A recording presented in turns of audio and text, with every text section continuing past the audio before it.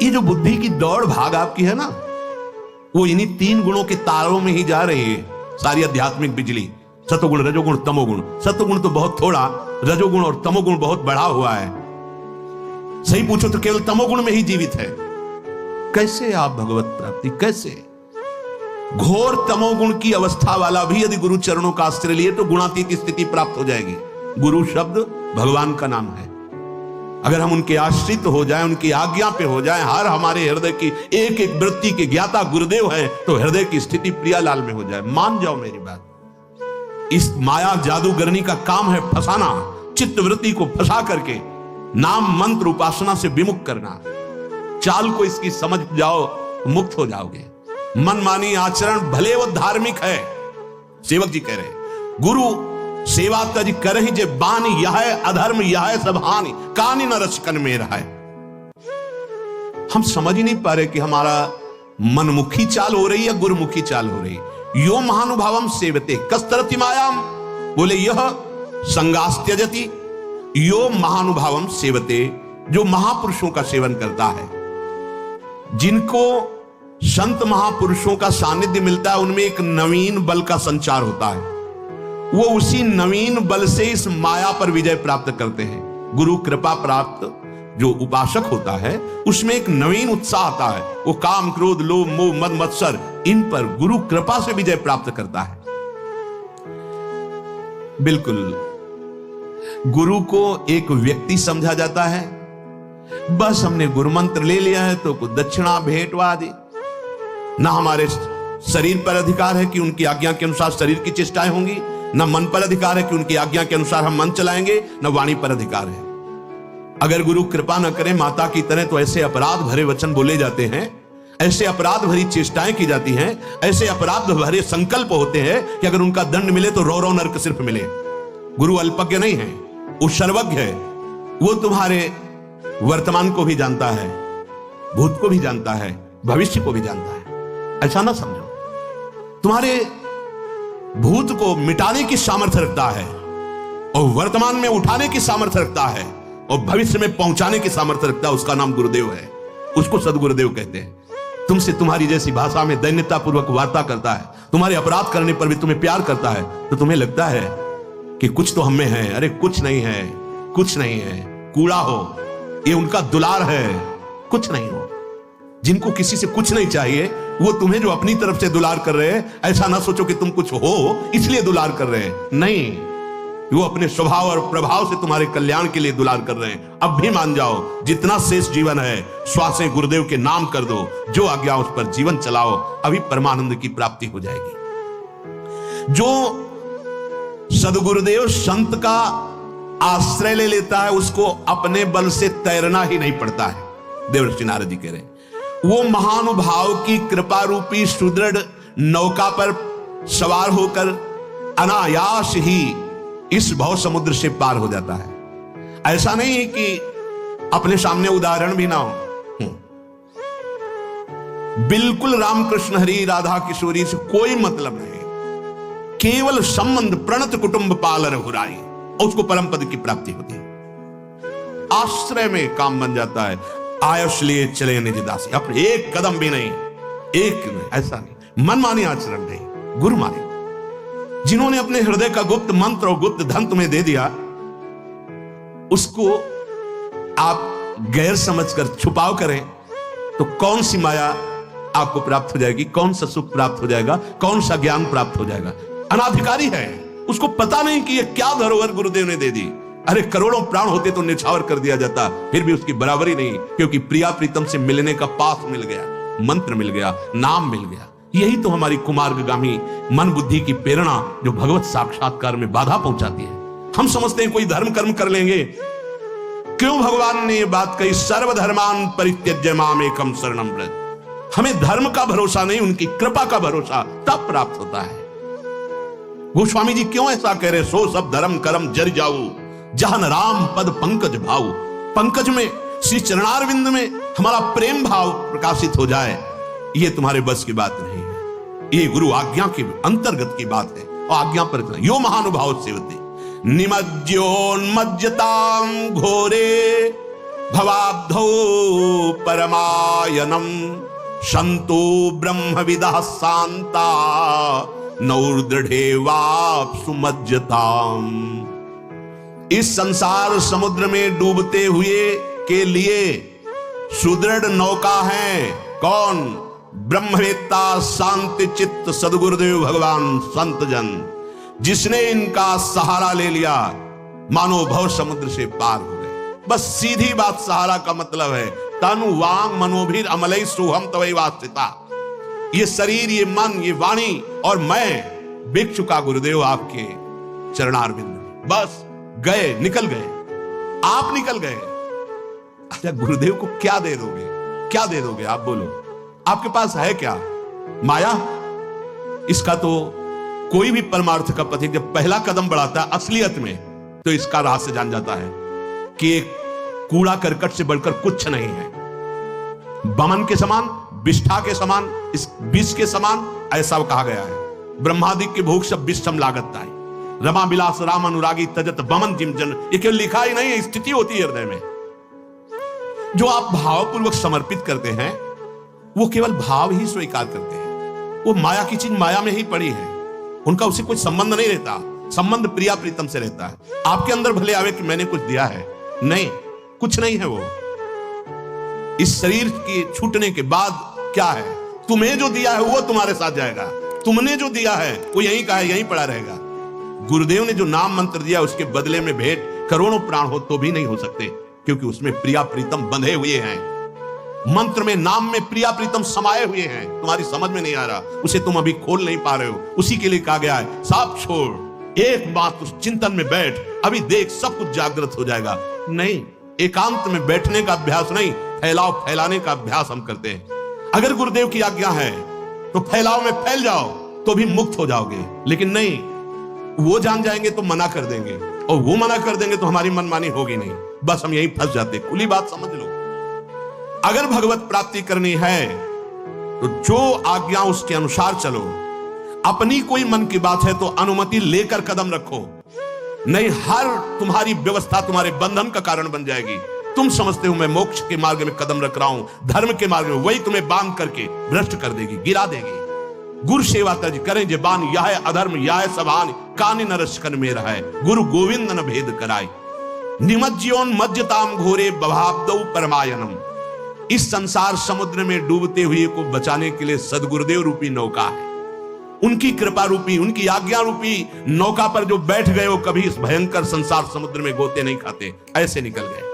और जिनको अहंकार है कि मैं तैर के निकल जाऊंगा, तैरना मुझे आता है, मैं धर्म कर्म दान पुण्य, भगवान बचावे इस पैसे के जाल से। सच्ची कहता हूं, ये अर्थ बहुत अनर्थ का स्वरूप है।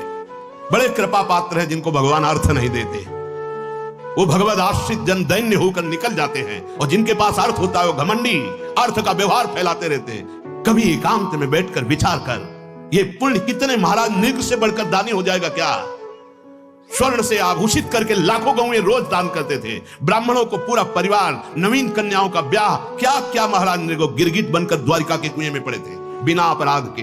एक भूल से गाय जो दान नहीं लेता था उस ब्राह्मण की आ गई, दान कर दिया उसी झंझट में, इतने में। और यहां तो कितने ऐसे कर्म हैं जिनका परिणाम, जो गुरु आश्रित होता है, गुरु कृपा उनके कर्मों को विध्वंस कर देती है, समझ में नहीं आता। आप अन्य योनियों की जन्मों की बात जाने दो, गुरु शरणागति के पीछे जीवन का रजिस्टर आप अपना देख लो और उसका परिणाम आपको मिलेगा। कौन काट सकता है? क्योंकि आप आज्ञा पर नहीं है, वो आज्ञा पे है तो गुरु कृपा है। मोक्ष मूलम गुरु कृपा, वो भस्म हो जाएंगे। समझो, गुरु या संत शत्रुवत व्यवहार तुम्हें जो करते हुए नजर आ रहे हैं वो तुम्हारी उस वृत्ति से, जो वृत्ति तुम्हें फंसाने वाली है। संतो ब्रह्मविदा शांता नौर दृढ़े वाप्सु मज्जताम। जो ब्रह्मवेत्ता है, शांत चित्त है, भगवत अनुरागी है, ऐसे महापुरुषों का सहारा मिल गया, मतलब भव समुद्र से हम पार हो गए। पार हो गए पक्का। अमोघस्य, महानुभाव संतों का आश्रय कोई भी पाप और ताप और मोह ये स्पर्श नहीं कर सकता।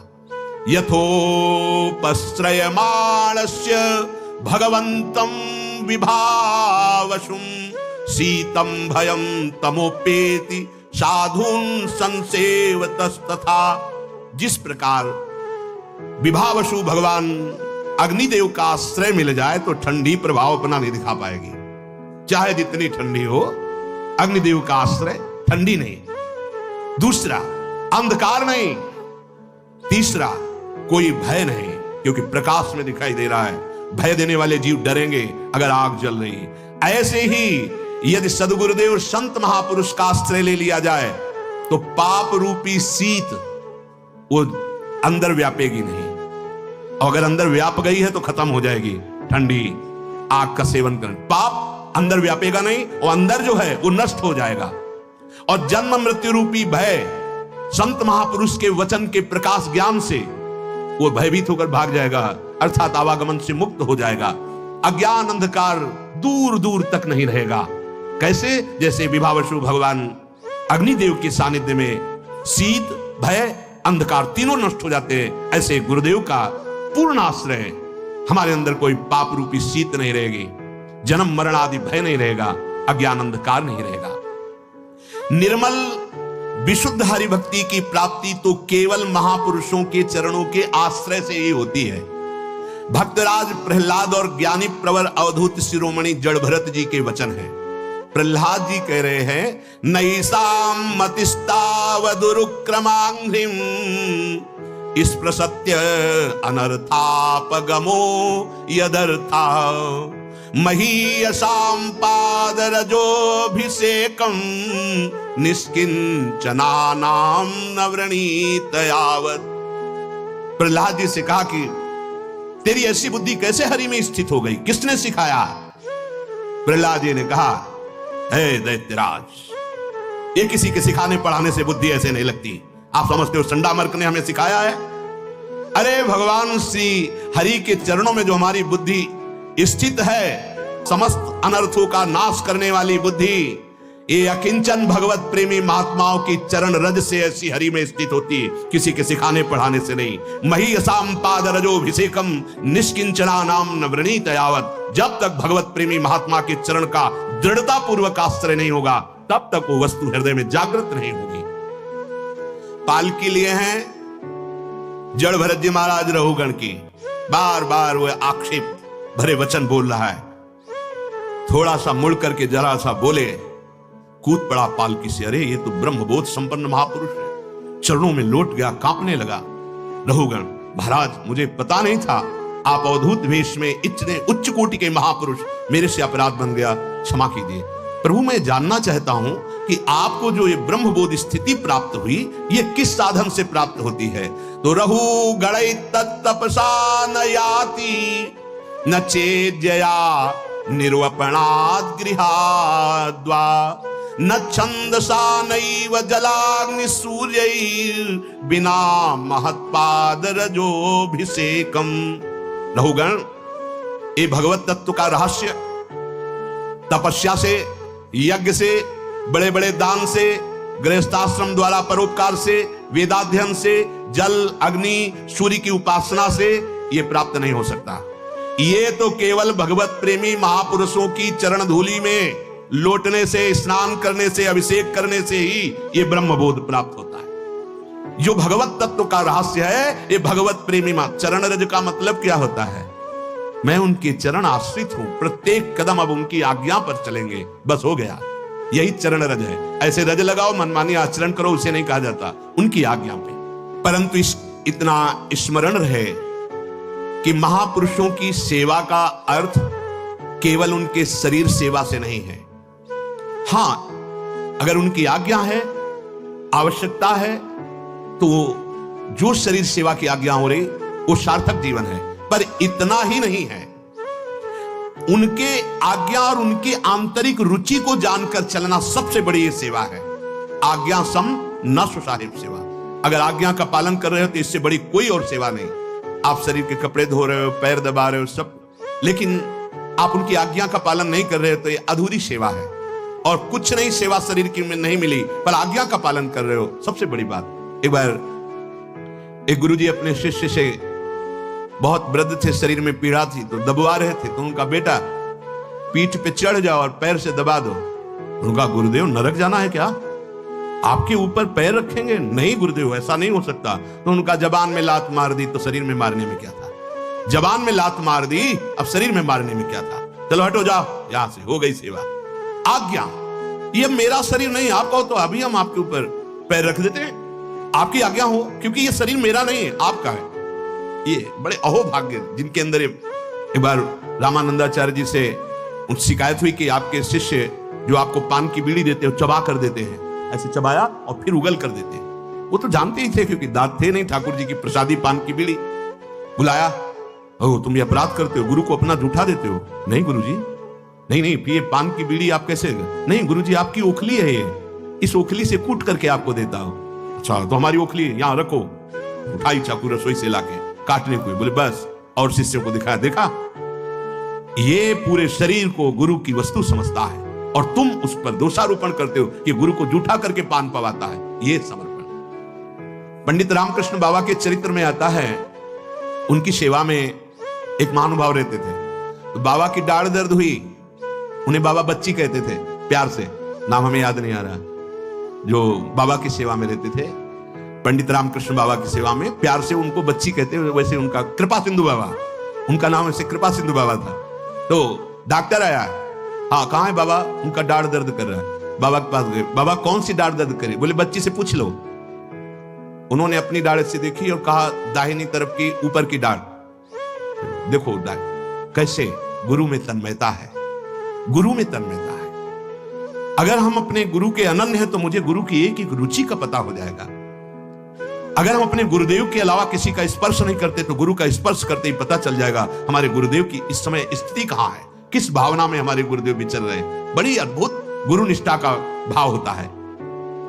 परंतु ये स्मरण रहे कि महापुरुष की सेवा का मतलब ये बाहरी क्रिया नहीं कि हम पैर दबा दिए, हम ये कर दिए तो सेवा। उनकी आज्ञा पर चलना है। महापुरुषों को सबसे ज्यादा प्रिय होता है अपनी आज्ञा का पालन करवाना। उनकी रुचि के अनुसार अपने जीवन का निर्माण यदि नहीं किया तो सेवा सेवा नहीं मानी जाएगी। अतएव इस बात का सर्वदा ध्यान रखें कि महापुरुषों की सेवा का तात्पर्य है उनकी आज्ञा का पालन करना, उनकी आज्ञा में रहना, आज्ञा के विरुद्ध नहीं जाना। जिन्होंने अपने जीवन धन नाम और मंत्र को दे दिया वो तुम्हारा कभी क्या ऐसा सोच सकते हैं कि तुम्हारा घाटा हो जाए, तुम्हें सुख ना मिले या तुम फंस जाओ? तुम्हें ऐसा लगता है कि जो मैं कर रहा हूं इसमें बड़ा सुख मिलेगा। हमें ऐसा लगता है कि जो तुम कर रहे हो उसमें फंस सकते हो तो छोड़ देना चाहिए। चाहे जितना बड़ा धर्म कार्य हो, गुरु के विरुद्ध नहीं चलना चाहिए। बड़े बड़े कर रहे हैं तो तुम बड़े थोड़ी, तुम छोटे हो। तुमको पहले बहुत छोटा बनना है, त्रणादपि सुनिचेन, तब तुम इतने बड़े हो जाओगे कि तुम्हें कोई फंसा नहीं पाएगा। पर अभी से बहुत बड़े बन गए, अभी से महात्मा बन गए तो तुम्हारा चेकिंग हो जाएगी और चेकिंग में तुम पास नहीं हो सकते पक्का।